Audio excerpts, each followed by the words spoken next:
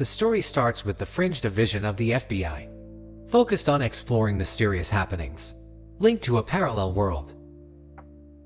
Olivia, a young FBI agent, goes through numerous surveillance photographs, capturing pale-looking, bald men wearing simple black suits and fedoras. A flashback reveals a moment when one of these mysterious figures, drenched in blood with a large chest wound, later identified as the observers, confronts Olivia. This distinctive-looking stranger tells her a chilling prophecy. In every imaginable future, she has to die. This news makes her feel uneasy, as she struggles with its meaning. In the present, Olivia spots the observer, who had made contact with her from among the surveillance photos.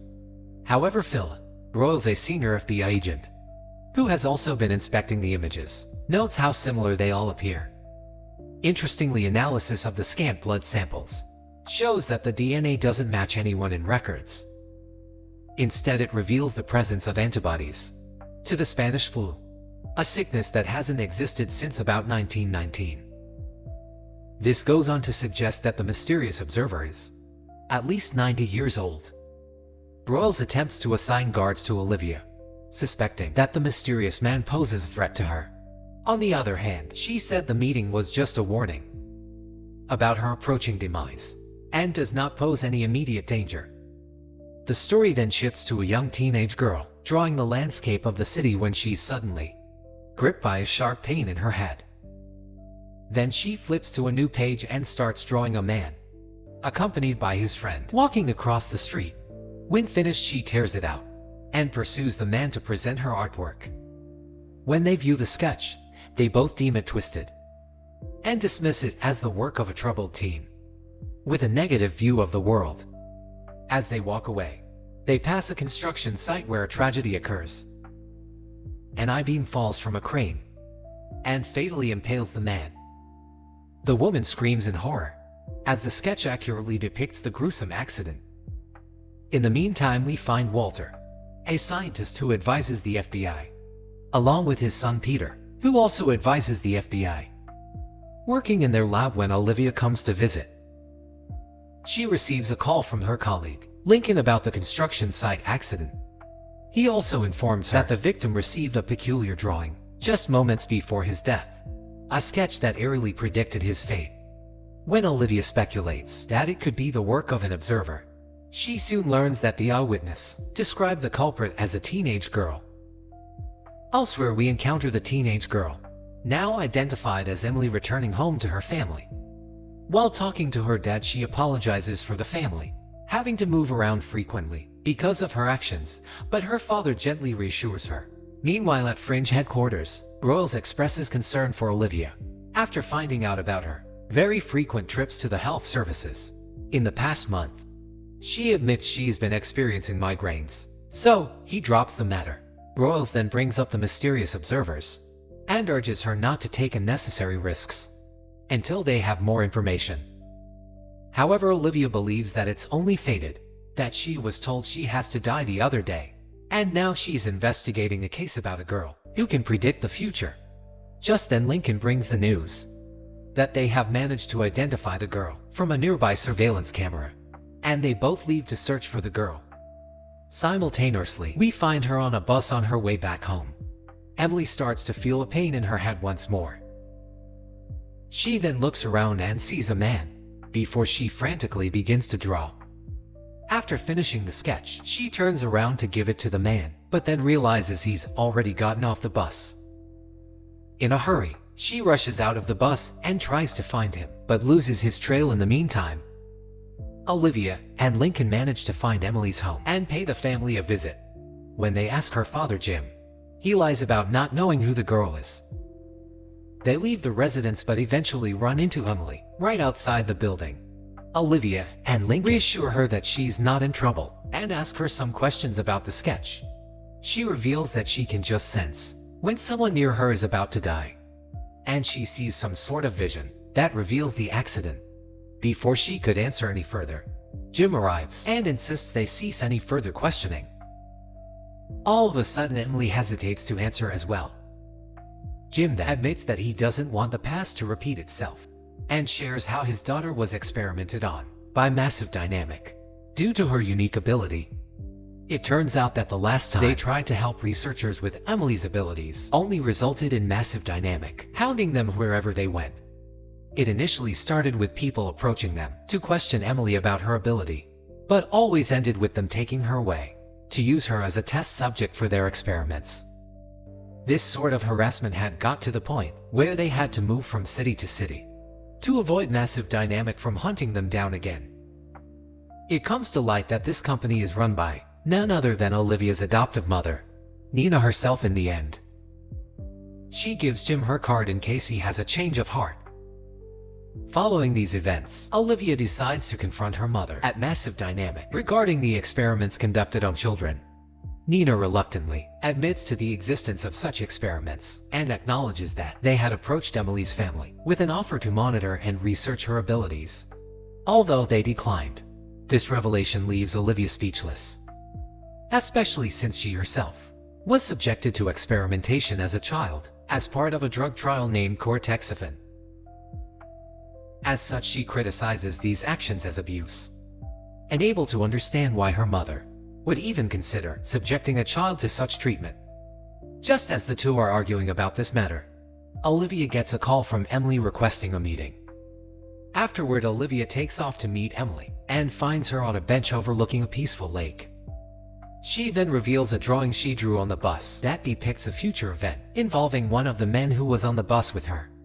In the sketch, she draws numerous lifeless bodies, with the man positioned at the center. Emily then explains that although the bus stopped, she lost track of the man before she could give him the drawing.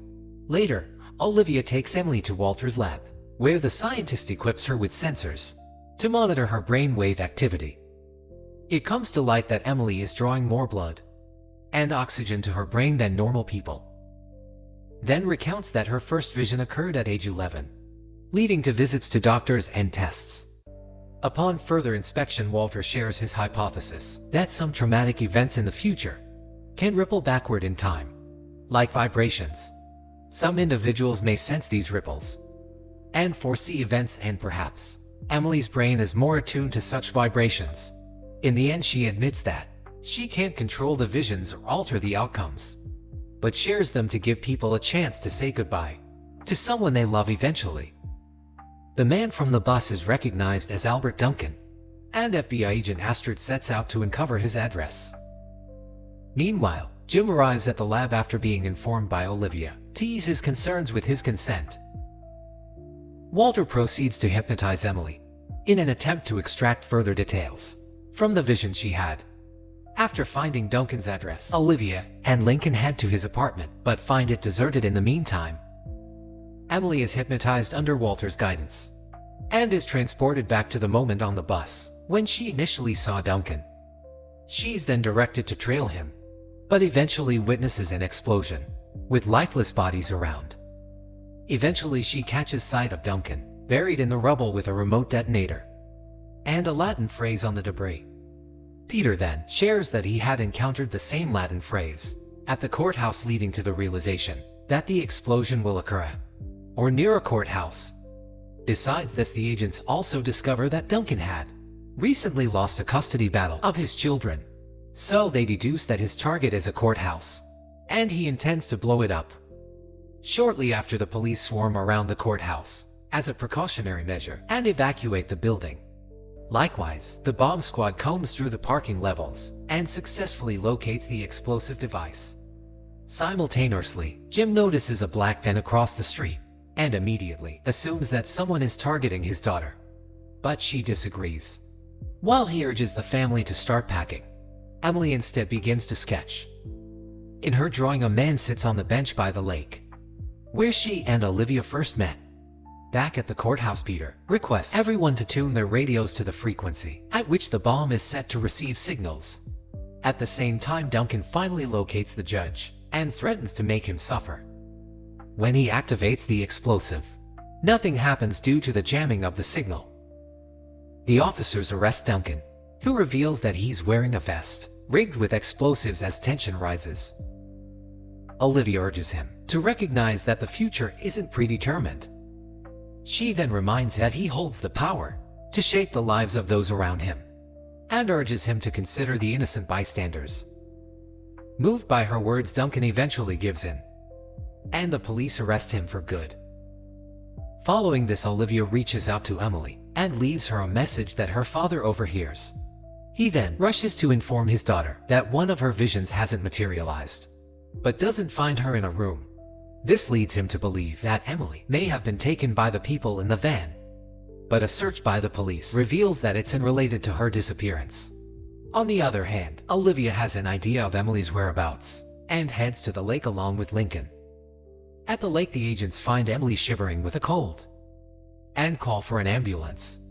Just then they notice a sketch next to her that depicts Olivia looking at her and a man on the bench who resembles her father.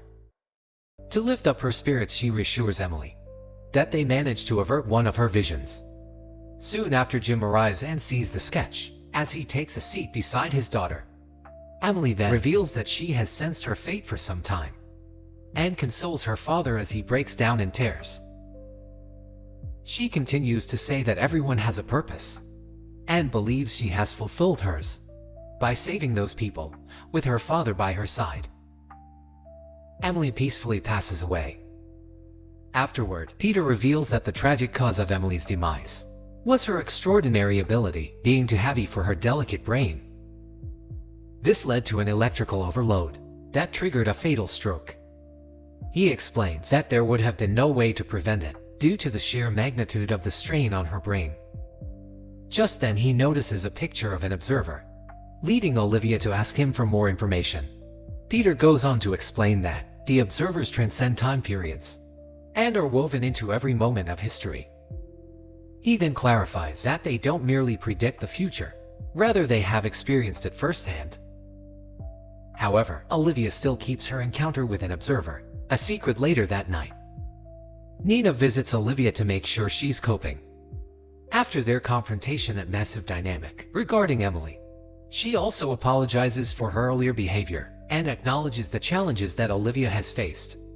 However, Olivia assures her mother that she holds no grudge and shares her recent struggle with migraine headaches. Instead, the story wraps up as Nina offers to arrange for her a new medication they've been developing at Massive Dynamic.